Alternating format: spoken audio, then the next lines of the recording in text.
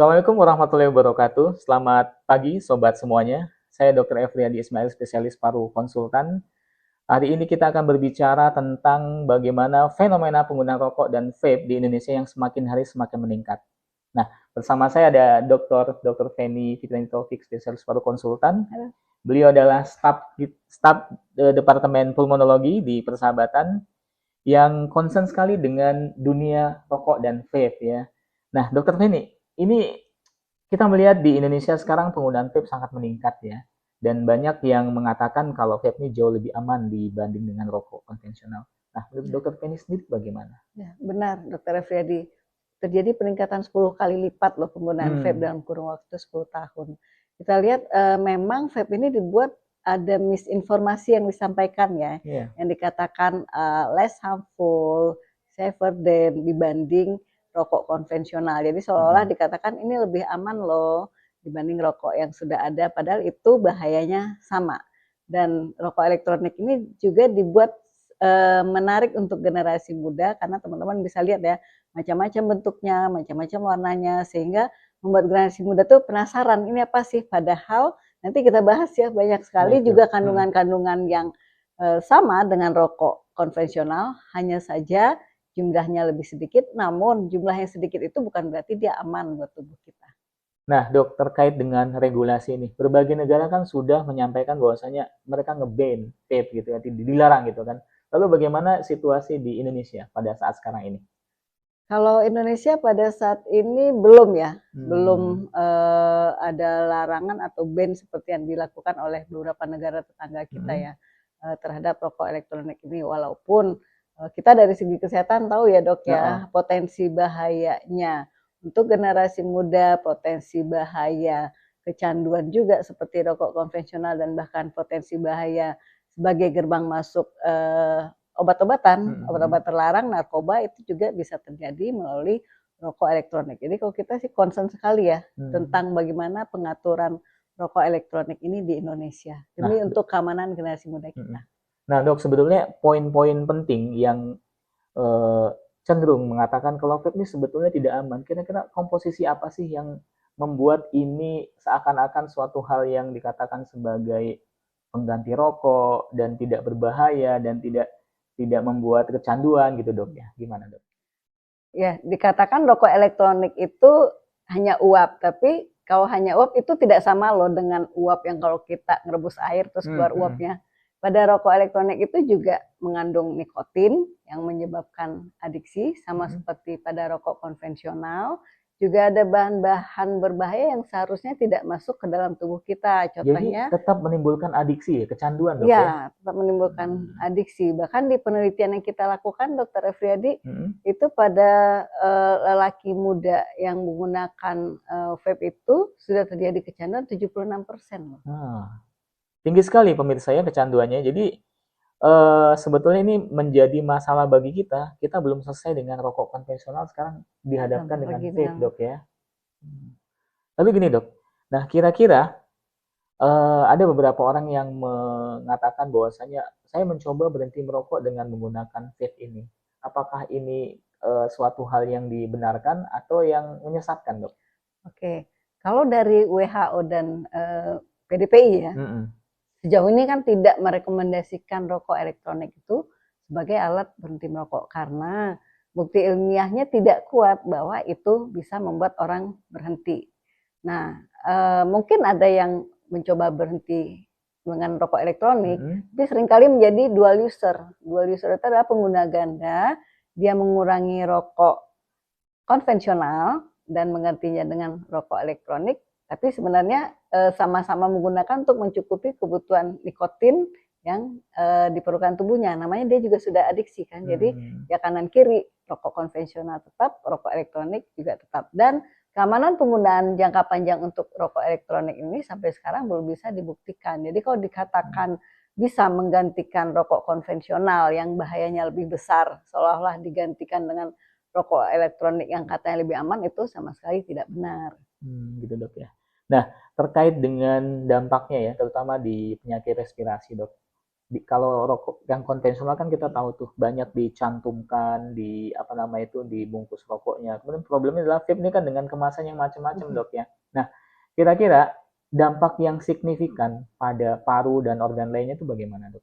Vape ini. Oke, kalau vape ini karena dia tetap ada bahan berbahaya, termasuk bahan karsinogenik ya dok. Berarti kan potensi dia untuk menimbulkan penyakit paru, PPOK, mudah terkena infeksi, kanker paru juga itu kan sama. Karena ada potensi bahan-bahan berbahayanya, tapi risiko terhadap tubuh sama. Nah yang kita temukan sekarang ini dalam praktek sehari-hari mungkin belum sampai ke kanker menggunakan vape ya. Tapi seringkali orang-orang muda yang menggunakan vape itu muncul seperti batuk-batuk yang berkepanjangan, batuk-batuk lama gitu ya. Ya, sudah dicari TB bukan, yang lain bukan, ternyata pada saat dia disuruh menghentikan rokok elektronik, semua gejala itu menghilang. Jadi yang kita lihat iritasi ke saluran napasnya yang sekarang ini lebih dominan, dok.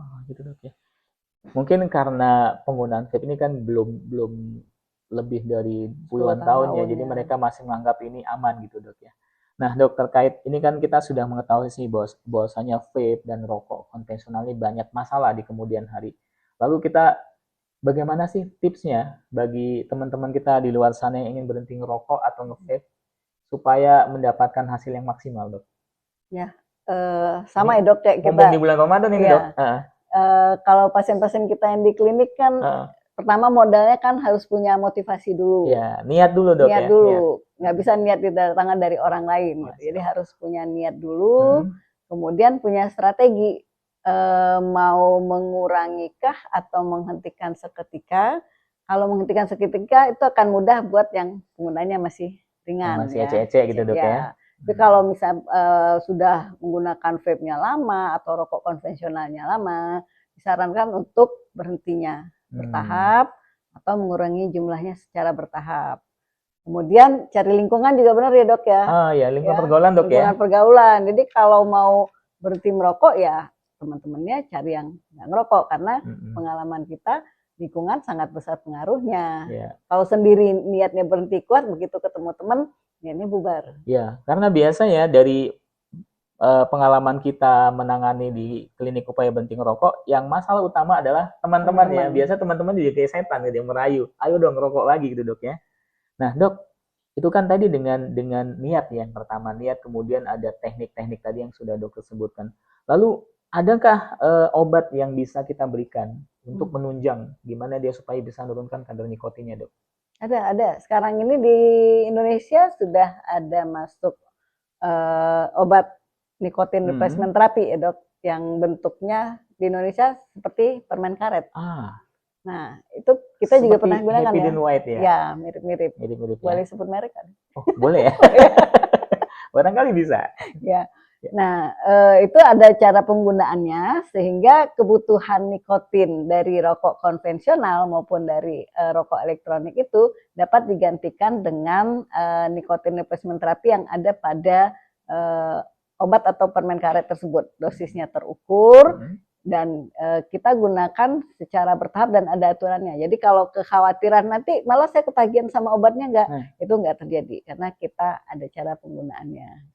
Nah dok, terkait dengan ini kan berhenti nih, sementara dia sudah kecanduan gitu kan. Kadang-kadang ada namanya gejala kayak putus nikotin atau putus obat, itu cara mengatasi gimana dok? Atau mengenali gejalanya seperti apa aja dok? Ya. Putus nikotin tuh nggak enak dok, kayak putus pacar. Jadi pengen tapi nggak boleh ketemu, pengen ngerokok tapi tahu nggak boleh. Pengen merokok itu sendiri itu adalah salah satu gejala awal putus nikotin. Ya.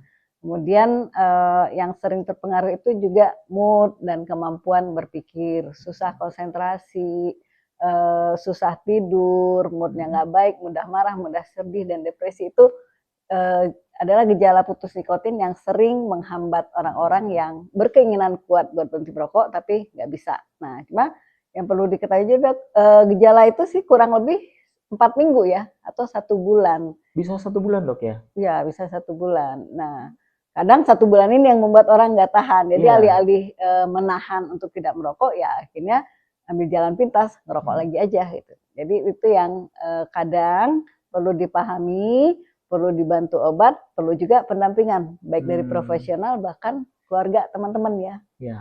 Nah, terkait ini dok, sebenarnya kan di luar sana itu banyak yang teman-teman kita yang masih merokok itu mencoba buat berhenti sendiri gitu dok ya. Namun gimana sih kalau seandainya mereka ingin berkonsultasi itu kemana ya? Apakah harus ke dokter paru atau ada tim khusus yang mempunyai program buat berhenti ngerokok ini dok? Oke.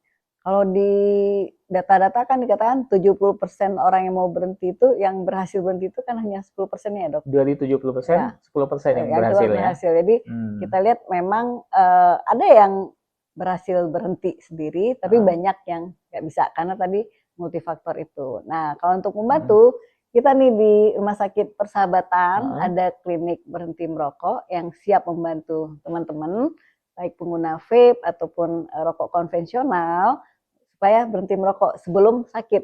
Berhenti sebelum sakit itu lebih jauh manfaatnya, lebih besar manfaatnya daripada berhenti setelah sakit. Ya, permasalahannya adalah banyak yang pasien kita tuh berhenti ketika sudah terdiagnosis dengan penyakit. Dan itu tidak bisa mundur lagi dok ya. Oke dok, terkait dengan regulasi lagi nih dok. Ini kan sepertinya jualan vape ini seperti Alfamart, Alfamidi ya, banyak sekali, tiap-tiap titik selalu ada gitu, dan pelanggannya juga tidak bisa disaring, asal dia punya duit bisa beli gitu dok. Nah kira-kira bagi kita dari dokter paru yang disampaikan buat pemerintah atau buat pemegang kebijakan, apa yang mesti dilakukan supaya membatasi penjualan ini dok? Oke, kalau kita sebagai dokter sudah tahu ya dok efek berbahayanya seperti apa, dan yang rokok elektronik ini yang disasar adalah generasi muda. Jadi kalau mereka nanti nggak cukup terpenuhi dengan vape, mereka alihnya juga akan masuk ke rokok konvensional. Artinya lagi-lagi ke risiko penyakit akibat rokok dan vape itu akan meningkat di generasi kita. Ya, bahaya penyakitnya itu apa? Ya TB paru juga, ya kan, nanti PPOK, mudah terkena infeksi. Nah harapannya tentu kepada pemerintah yang membuat regulasi, karena ada juga kita lihat potensi bahaya masuk narkoba ini. Ibaratnya gini, vape tanpa dimasukin narkoba aja itu udah masalah ya. Apalagi kalau nanti dimasukkan oleh oknum bersama narkoba. Jadi kalau kita sih berharap ya dilarang ya dok ya. Karena sudah banyak kasusnya, ada artis masukin sesuatu, kemudian beberapa juga ditangkap ternyata ada kandungan ganjanya. Banyak ya yang masukin barang-barang. Ternyata ada artis yang masukin apa namanya itu midit yang dia anestesi gitu kan. Kemudian juga ada yang mencampur dengan ganja. Nggak tahu supaya apa gitu dok ya. Nah ini kan apakah ini tergolong sebagai ini pintu gerbang masuknya narkoba barangkali dok ya di vape ini ya? Ya jadi kalau kita menyayangi generasi muda ya vape-nya juga harus dilarang ya. Dok ya. Atau minimal regulasinya sama seperti rokok biasa. Rokok konvensional ya. Jadi dibatasi penggunaannya buat anak di bawah umur 21 tahun loh dok sekarang. Jadi 18 udah nggak boleh. Pokoknya 18 tahun ke bawah itu tidak boleh dikasih kalau beli gitu ya. Termasuk juga pembatasan iklan ya. Karena yang belum berimbang di kita itu masyarakat belum mendapatkan informasi yang benar, yang seimbang, yang adil tentang rokok elektronik ini. Sehingga merasa itu karena dikatakan lebih aman, mereka coba-coba. Tapi nanti ujung-ujungnya kan ya ke adiksi atau nyasar ke obat terlarang. Gitu dok ya. Nah nih terkait ini kan sekarang kita sedang dalam bulan Ramadan ya, artinya ini dengan puasa dari jam 4 katakanlah jadi setengah 5 pagi sampai jam maghrib itu kan tidak merokok sama sekali ya. Ini barangkali bisa kita jadikan semacam tambahan upaya buat berhenti ngerokok dok ya. Iya benar. Jadi momen puasa ini momen menahan semua ya, makan juga, rokok juga, dan kalau berhenti selama sebulan itu sebenarnya kan yang withdrawal atau gejala putus nikotin yang kurang lebih 1 bulan itu juga perlahan akan lebih ringan dirasakan. Dan itu bisa sebetulnya dok ya. Nah hati-hati kalau lebaran, halal bihalalnya jangan kumpul lagi. Nah itu dia problemnya sama teman-temannya ya. Tapi kebanyakan yang kita temukan adalah ketika sudah berbuka atau menjelang sahur itu mereka seolah-olah merapel tuh rokoknya dok. Nah itu dok.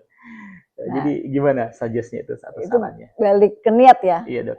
Mungkin coba menunda atau ganti dengan ya tadi mungkin permen karet, buah, atau yang tadi nikotin replacement terapi. Jadi kebutuhan nikotinnya itu diganti dengan obat yang dalam bentuk permen karet, dosisnya terukur, nanti lama-lama dikurangin sehingga benar-benar bisa bebas dari nikotin dalam bentuk apapun. Baik dok. Atau mengaji dok ya, banyak yang mengaji gitu ya. Nah, jadi dokter Feni kita tadi sudah bicara banyak terkait dengan rokok dan vape dok ya. Nah, ini dokter Feni lah menyimpulkan kira-kira poin-poin penting vape dan kemudian upaya berhenti dari obat zat-zat tadi itu bagaimana dok? Oke, kalau tadi kita bincang-bincang kita tahu ya, rokok dan vape itu bahayanya sama ya. Dok, jadi ya? Tidak ada yang lebih aman atau lebih sedikit bahayanya sama karena tubuh kita tidak diciptakan untuk dimasuki bahan-bahan berbahaya ya. Kemudian berhenti merokok maupun vape itu bisa, yang penting ada niat dan usaha dan bantuan teman-temannya. Kita tahu juga udah ada obat yang bisa kita gunakan. Ada niat dan tindakan tentunya dok ya. Soalnya banyak yang cuma niat doang. Karena mereka niat mungkin mau dicatat 10 kali pahala kata kalau niat doang. Penting niatnya tercatat dulu ya. Iya, dicatat dulu 10 pahala ya. Kemudian berhenti merokok itu bukannya tidak mungkin, bisa, dan kita bisa hidup lebih sehat tanpa rokok maupun rokok elektronik ya. Nah, terakhir satu lagi dok. Jadi kan tadi kalau ada program upaya berhenti merokok. Nah, kalau kita melakukan sesi konsultasi itu berapa lama dok ya?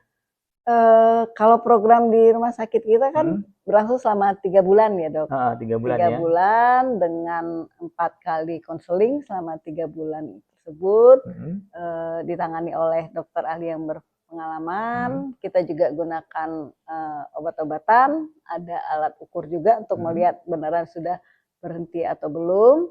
Dan 3 bulan itu minimal 4 sesi. 4 sesi ya? 4 sesi. Yang kurang lebih 30 menitan ya setiap sesinya, bahkan bisa lebih cepat. Baik, terima kasih Dokter Feni. Alhamdulillah kita sudah banyak berbincang tentang bahaya rokok dan vape dengan Dokter Feni dan sekaligus tentang bagaimana upaya berhenti merokok. Nah, bagi teman-teman yang ingin berhenti merokok itu tidak ada istilahnya kata terlambat. Sekarang, besok, atau nanti ya silakan saja. Yang penting ada niat dan upaya buat mengerjakannya. Selamat berpuasa, terima kasih. Assalamualaikum warahmatullahi wabarakatuh. Sampai jumpa lagi di podcast Paru dan Pernapasan berikutnya bersama kami.